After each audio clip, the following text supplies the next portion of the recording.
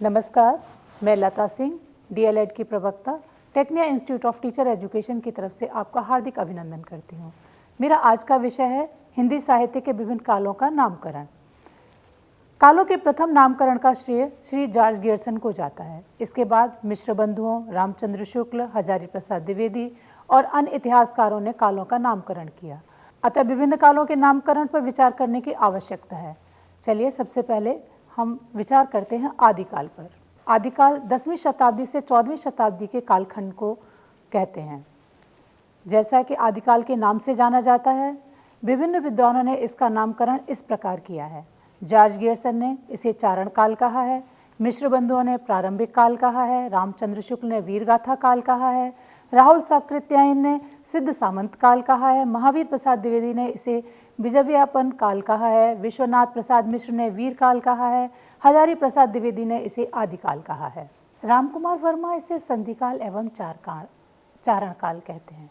वस्तुतः आदिकाल ऐसा नाम है जिस पर इतिहासकार किसी न किसी रूप में सहमत हैं।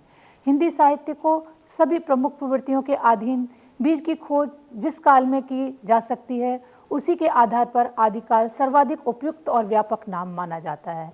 अब है भक्ति काल। ये 14वीं शताब्दी से 17वीं शताब्दी तक का कालखंड है। इस कालखंड के नामकरण का श्रेय आचार्य रामचंद्र शुक्ल को जाता है। कुछ विद्वान इसको पूर्व मध्यकाल कहने के पक्ष में है। भक्ति काल उस प्रवृत्ति की ओर संकेत करता है जो इस काल में सर्वाधिक प्रबल थी। पूर्व मध्यकाल कहने से ये पता ही नहीं चलता कि किस काल विशेष में किस प्रकार का साहित्य लिखा गया। इस काल की प्रमुख प्रवृत्ति भक्ति बिल्कुल स्पष्ट है। इसके बाद है रीतिकाल। 17वीं शताब्दी से 19वीं शताब्दी तक के कालखंड को विभिन्न विद्वानों ने रीतिकाल का नाम दिया है। जॉर्ज गियर्सन काव्य कला युग, मिश्र बंधु अलंकृत काल, रामचंद्र शुक्ल रीतिकाल, हजारी प्रसाद द्विवेदी उत्तर मध्यकाल, विश्वनाथ प्रसाद मिश्र श्रृंगार काल, रमाशंकर शुक्ल कला काल। आचार्य रामचंद्र शुक्ल ने इस काल को रीतिकाल कहा है। इस नाम को सभी विद्वानों ने एक मत से स्वीकार किया है। आचार्य शुक्ल ने रीति शब्द का प्रयोग तत्कालीन लिखित लक्षण ग्रंथ के लिए प्रयोग किया है। शुक्ल जी के अनुसार जिस कवि का दृष्टिकोण रीतिबद्ध हो उसे रीत काव्य के अंतर्गत रखा जा सकता है। अतः रामचंद्र शुक्ल को रीतिकाल नामकरण करने में किसी प्रकार की कठिनाई नहीं आई। अब हम चर्चा करेंगे आधुनिक काल पर। हिंदी साहित्य के अंतिम खंड को आधुनिक काल के नाम से जाना जाता है। आचार्य रामचंद्र शुक्ल ने आधुनिक काल को गद्य खंड भी कहा है। आधुनिक तकनीक के कारण इस युग में गद्य साहित्य तेजी से विकसित हुआ। समाचार पत्र, उपन्यास, तरह तरह के निबंध, कहानियाँ, प्रेस के प्रचार तेजी से आगे बढ़े। आधुनिक विचारों से ओतप्रोत होने के कारण तरह तरह के निबंध, कहानियाँ, प्रेस के प्रचार प्रसार तेजी से आगे बढ़े। आधुनिक विचारों से ओतप्रोत होने के कारण इस काल का नाम आधुनिक काल पड़ा। आधुनिक काल को निम्नलिखित कालखंडों में विभाजित किया जा सकता है।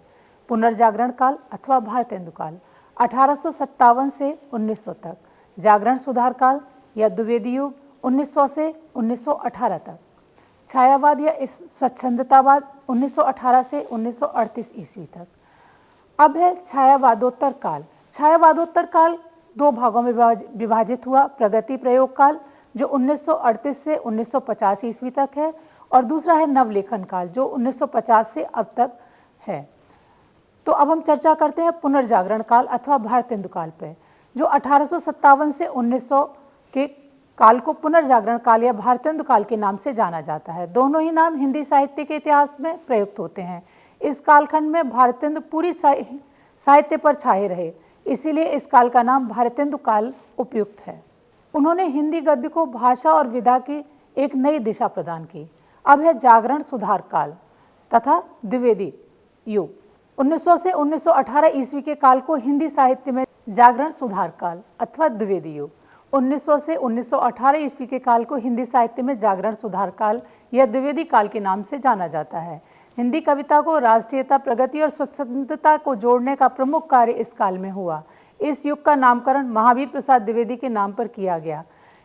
जिस प्रकार भारतेंदु हरिश्चंद्र ने हिंदी भाषा साहित्य को एक नई दिशा प्रदान की, उसी प्रकार महावीर प्रसाद द्विवेदी जी ने हिंदी भाषा का परिष्कार करके उसे मानक रूप प्रदान किया। इन्हीं कारणों से इस युग को द्विवेदी युग के नाम से भी जाना गया।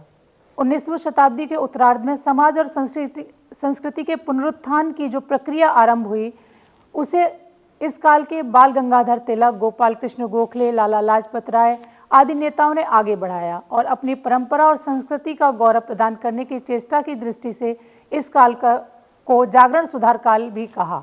अब है छायावादी काल, जो 1918 से 1938 ईस्वी के काल को हिंदी साहित्य में छायावाद के काल से जाना गया। छायावाद आधुनिक हिंदी कविता की उस धारा का नाम है जो 1918 ईस्वी के बाद उत्पन्न हुई और जो लगभग 1918 से 1938 तक की प्रमुख युगवाणी रही, जिसमें प्रसाद, निराला, पंत, महादेवी वर्मा आदि प्रमुख कवि हुए। छायावाद का नामकरण कैसे हुआ, इस संबंध में विद्वान एकमत नहीं है। आचार्य शुक्ल ने छायावाद को एक नई शैली बताया। महादेवी वर्मा कहते हैं कि छायावाद प्रकृति के बीच जीवन का गीत है। विभिन्न परिभाषाओं के आधार पर यह कहा जा सकता है कि प्रत्येक पदार्थ में आत्मा की छाया के दर्शन करके उस दर्शन की अनुभूति को लाक्षणिक और प्रतीक शैली द्वारा व्यक्त करना ही छायावाद है। अब हम चर्चा करेंगे प्रगति प्रयोग काल, जो 1938 से 1950 तक के काल को हम प्रगति प्रयोग काल के नाम से जानते हैं। छायावाद युग के बाद नवीन सामाजिक चेतना से युक्त जिस साहित्य की धारा का जन्म हुआ, उसे प्रगतिवाद की संज्ञा दी गई। 1936 ईस्वी में भारत में डॉक्टर मुल्क राज आनंद और प्रथम अधिवेशन में प्रगतिशील साहित्य पर विचार विमर्श हुआ और फिर इसका नाम प्रगतिवाद हो गया। अब है नवलेखन काल, जो 1550 ईस्वी के बाद अर्थात प्रयोगवाद के बाद हिंदी साहित्य में नई प्रवृत्ति उभरी, उसको नवलेखन काल का नाम दिया गया। साथ ही साथ साहित्य प्रभाव इतनी तेजी से प्रभावित हुआ जिसमें यह सवाल उत्पन्न होने लगा कि इसका क्या नाम रखा जाए। स्वतंत्रता के बाद लिखी कविताओं को नई कविता कहा गया, जिसने नए मूल्य और नए शिल्प विधान पर अन्वेषण किया गया। साहित्य के नए रूप और आयाम सामने आए। इन सभी प्रवृत्तियों के साथ समेटना विवादास्पद हो गया, पर सुविधा की दृष्टि से इसे नवलेखन काल कहा जा सका। इस प्रकार हिंदी साहित्य के काल विभाजन और नामकरण की जो बड़ी समस्या थी, उसका सर्वसम्मति से समाधान करके हिंदी साहित्य का नामकरण संभव हुआ। इस तरह से मैंने आपके समक्ष अपने विचार प्रस्तुत किए। आशा है आपको मेरे विचार पसंद आए होंगे। धन्यवाद।